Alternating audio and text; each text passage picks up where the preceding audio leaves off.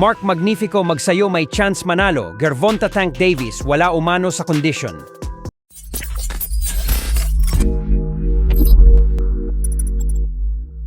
So matapos pumutok ang balita patungkol sa ating pambato na si former WBC Featherweight World Champion Mark Magnifico, magsayo na magsisilbing replacement fighter kapag hindi tumuloy sa laban ang current WBA Super Featherweight Champion Lamont Roach Jr.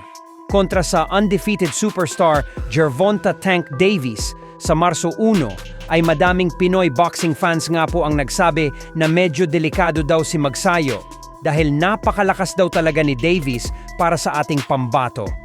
Alam naman ng lahat na kapag natuloy ang bakbakang Magsayo versus Davis ay talagang lalabas bilang underdog at pagiging dehado ni Magsayo. Pero ayon sa opinyon ng batikang sports analyst sa Pinas na si Attorney Ed Tolentino, magandang pagkakataon nga din daw para kay Magsayo na igrab agad ang laban kay Tank Davis. Dahil mukhang out of shape daw ngayon si Tank Davis at parang wala na daw itong interest na magboxing pa. Inihayag daw kasi ni Tank Davis na balak na niyang magretiro sa boxing at mas inaatupag daw ngayon ni Tank Davis ang real estate business. Bagamat dihado daw si Magsayo kay Tank Davis, may mga nangyayari daw na mga laban sa mga previous na mga champion na last minute may biglang kapalit silang kalaban. Buong akala nila madali lang daw talunin yung mga kapalit na kalaban, pero nasusurpresa daw sila at natatalo. So maaaring ganyan din daw ang mangyayari kung sakaling makalaban ni Magsayo si Tank Davis. Yan daw ang magandang opportunity na hindi pwedeng tanggihan. Malaking pangalan daw itong si Tank Davis at malaking pera daw ang kikitain ni Magsayo. Hindi daw lahat ng boksingero na bibigyan ng ganyang pagkakataon.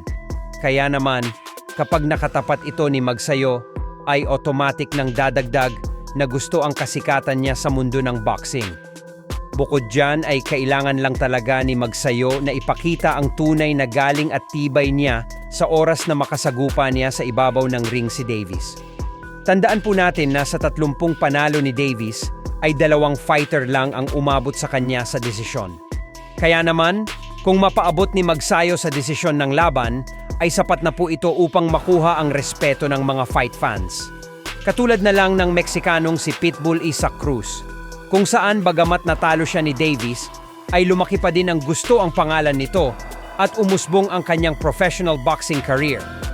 Nang dahil sa napakagandang performance na ipinakita niya kontra kay Davis.